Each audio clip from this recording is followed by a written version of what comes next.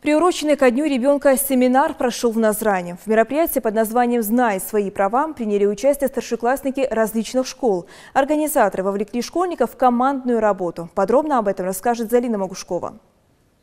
В первую очередь семинар начинается с знакомства, ведь многие из этих ребят друг друга не знают. Причем знакомство проходит не как обычно. Ребята разделились на пары и задают друг другу вопросы. Сколько лет, где учатся, какие интересы, хобби и увлечения. Им нужно за 5 минут в достаточной мере изучить своего напарника. Затем каждый из участников семинара представляет своего нового друга публике. Ее любимое произведение – это произведение Гёте «Фауст». Также она любит классическую музыку.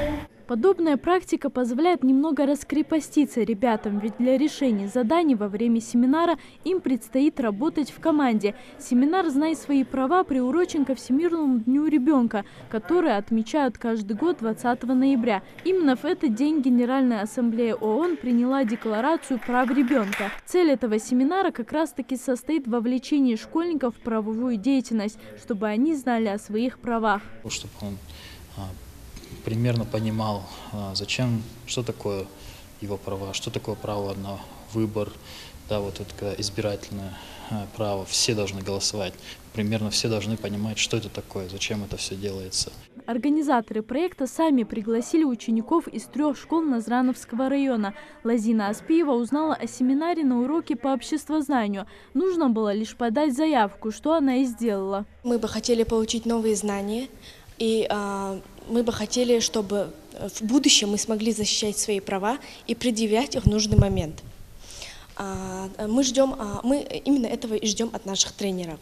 Семинар включает в себя 7 заданий, плюс одно дополнительное, если сами ребята этого захотят. Одно из заданий, к примеру, требует от участников в немой сцене изобразить какую-либо статью из Декларации прав человека. Будь это, к примеру, статья о праве на жизнь, на свободу и неприкосновенность. Другим нужно ее угадать. А в задании «Новая планета» ребятам нужно работать сообща. Участникам говорится то, что они выжившие люди на этой планете, и им нужно создать новые правила для комфортной жизни в этой новой планете. Им нужно договориться между собой и выбрать 5 основных правил, которые будут фигурировать именно в новом законе на новой планете. И это упражнение именно способствует вовлечению в командную работу, нахождению контакта и нахождению компромиссов. Каждое задание имеет свой уровень сложности. Сначала им дают упражнения полегче, постепенно они становятся сложнее. Впрочем, ребята с ними справляются за счет обстановки и атмосферы, сложившейся на семинаре. Уроки проводились в неформальной обстановке, в форме игры, и, конечно, намного интереснее, чем слушать скучные лекции, сидя за партой, когда ты играешь, когда ты разговариваешь. Также было очень много приятных знакомств.